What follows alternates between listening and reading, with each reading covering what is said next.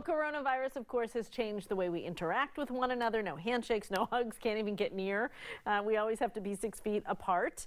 But how do you go about being polite about all of that? Sharon Schweitzer is the founder of Access to Culture, an etiquette expert, and she joins us live this afternoon to help us through this new world. Hi, Sharon, how are you? I'm doing well, Kristen. How are you? I'm well, thank you. I think you would not approve of the way I've been handling all of this lately. Is like when I see someone in a grocery store without a mask, I have to do everything I can to control my face and not give them a look for not wearing a mask. So let's go through some of these different things and do it the right way. Let's talk about asking for more space. How do we handle maybe saying to someone, you're a little too close to me, give me that space?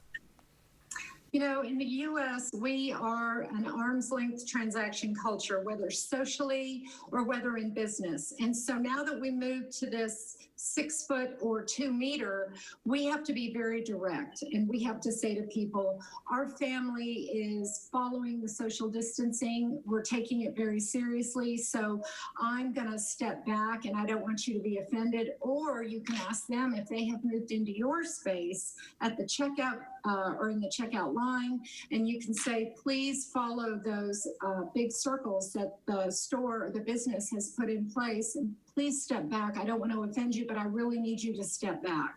And most people will say, oh my gosh, I apologize. I didn't realize, I'm not paying attention.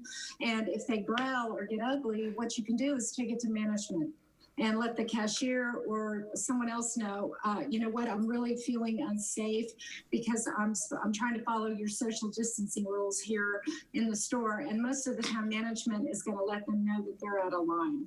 I love the directness of that because there's no question about it. Does the same kind of thing go for masks in stores and places? Now there we have to tread lightly, and I congratulate you for holding yourself back from saying anything or giving them that look, that you know, mom look of you're in big trouble when we get home, because one of the things about masks is there are a number of exceptions in a number of jurisdictions. And those include if you have a respiratory illness, if you have COPD, if you have asthma, or if you have claustrophobia. Many people have a really hard time covering a part of their face. So those are exclusions. And a lot of times you cannot tell by looking at someone's physical appearance whether they have those conditions or not. And I'm just listing 4 off the top of my head.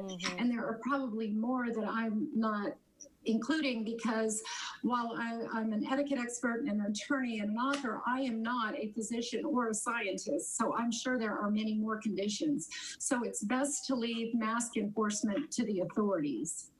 We have about a minute left, and I want to give people advice because I think this is going to happen a lot as we all get outside more and we're taking the dog for a walk. And what if somebody comes up and a neighbor even that knows your dog and wants to pet your dog? The best thing you can do is take your dog who's on a leash, move him to the other side and away from your neighbor and say, you know, as much as I would love for you to pet Fluffy and I'd love to pet your dog, right now it's not safe. So how about if we arrange for a play date after all of this uncertainty is over and we can get together then? Thank you for respecting my space. You know what? I think the bottom line here is just that direct conversation, so there are no questions, is super helpful.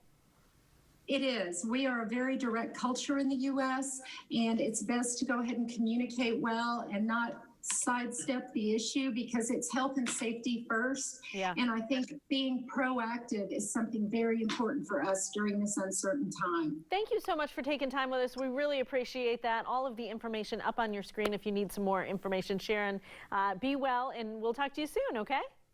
Thank you. Take care. Thank you. So when we come back, we're going to celebrate.